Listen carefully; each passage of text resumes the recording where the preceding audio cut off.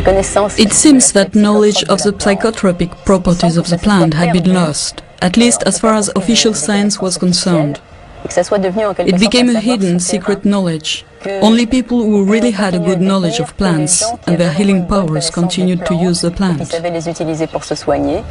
And having a good knowledge of plants at that time was not generally a good idea, because such people were thought to be witches. They were called witches because they knew about things that ordinary people didn't know about and didn't understand.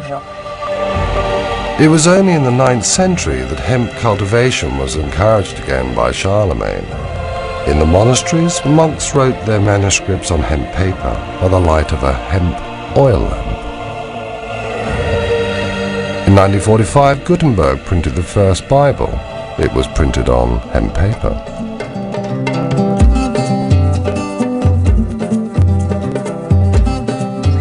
Here we go. Viva la mota! What does that mean? Long live pot.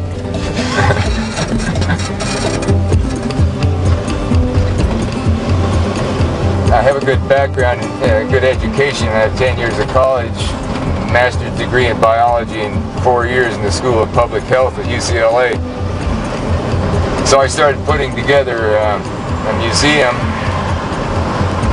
Slowly people started giving me things they thought were hemp, and I looked around and found things that were historical. There was a can of hemp seed oil varnish here, and hemp Bible there that I've accumulated, 100-year-old flag, and so on. This is an ongoing educational process. I'm learning every day more and more things. People tell me things about hemp while I'm at the museum, so it's very instructive. My mother's a good example. When I learned the hemp stuff, I came to her and told her, and she says, no, it couldn't be the same plant. I know what hemp is. She's in her 80s now. I said, sorry. And gave her the book, and she's a believer now.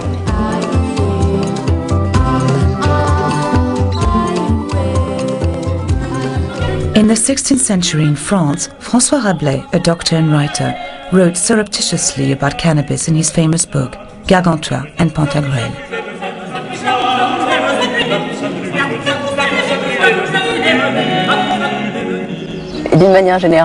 He appreciated cannabis so much that he called it Pantagruelion after his hero Pantagruel.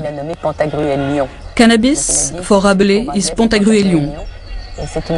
And this plant has such wonderful properties, as he said, that if plants were to choose a king, in his words, a king of the woods, they would have chosen cannabis to be the queen of plants. Le cannabis, comme la reine des plantes.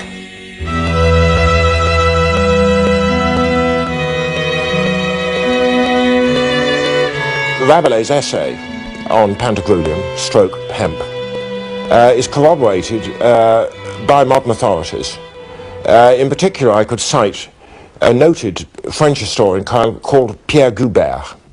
He was quite convinced that the marked increase in prosperity in the late 16th and 17th century in Western France was due, not exclusively, but primarily to the organisation of the hemp and flax industries. We may remember that at the end of the 15th century, Spain was the mistress of the Indies. And it was, according to Goubert, the organisation of the hemp and flax industries and their sale to Spain, their trade with Spain, that led to the rise in births, in marriages, into a general level of both population and prosperity at that time in France. In 1492, Christopher Columbus discovered America and at the same time introduced hemp to the New World. He offered the natives gifts including hemp seeds and cloths. Hemp was used to make sails and rope. Thanks to this crop, France, England, Spain and Portugal could strengthen and increase their maritime power.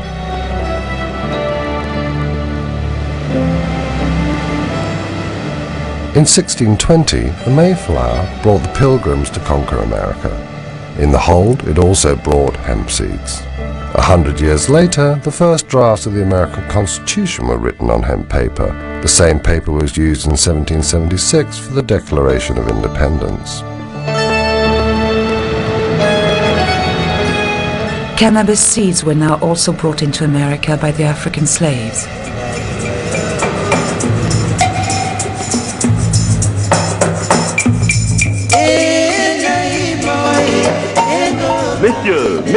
Messieurs, voici un jeune homme en bonne santé, fort robuste, excellent travailleur.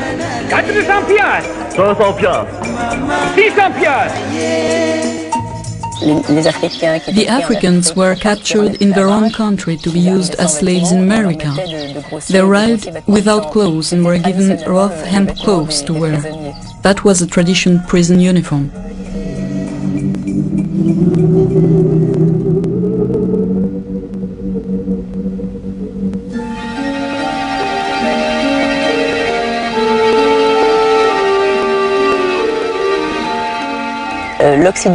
Western countries rediscovered cannabis, or at least its psychotropic properties, which had been hidden from people for centuries, during the expansion of their empires, which also introduced them to other cultural influences.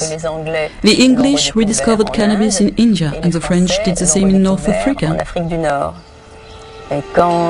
When Bonaparte launched his Egyptian campaign, the soldiers brought back home many souvenirs, including hashish.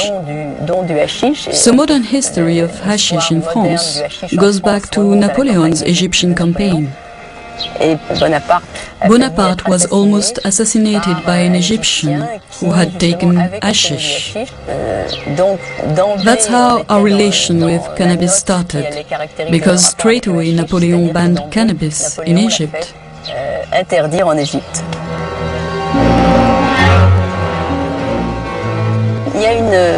For a long time, there has been this theory in France. You can still hear it sometimes said, that the word assassin is derived etymologically from the word hashishin. But if you look closely at this theory, this is not a true derivation. Nevertheless, it has been used to discredit cannabis. What is interesting is that you can find the idea again behind the climbing myth.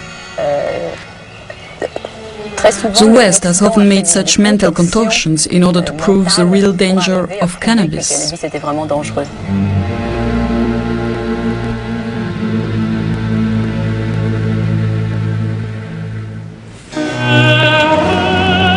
England has been using hemp as a strategic material for centuries.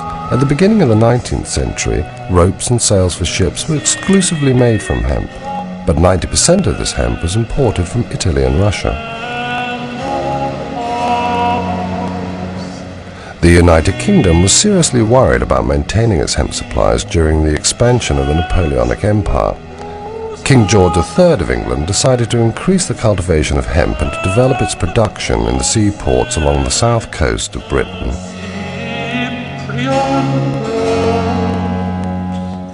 Now, Bridport is a most remarkable seaport. It has been making, growing, manufacturing hemp, flax, sailcloth, ropes, twines, nets of every conceivable description since time out of mind.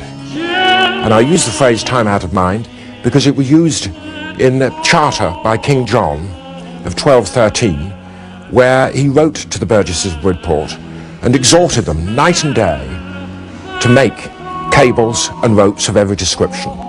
There were frequent wars with France, certainly from early medieval times, until, of course, Napoleonic Wars. And Bridport took part in that span of history. In 1803, the British Navy organised a blockade against France.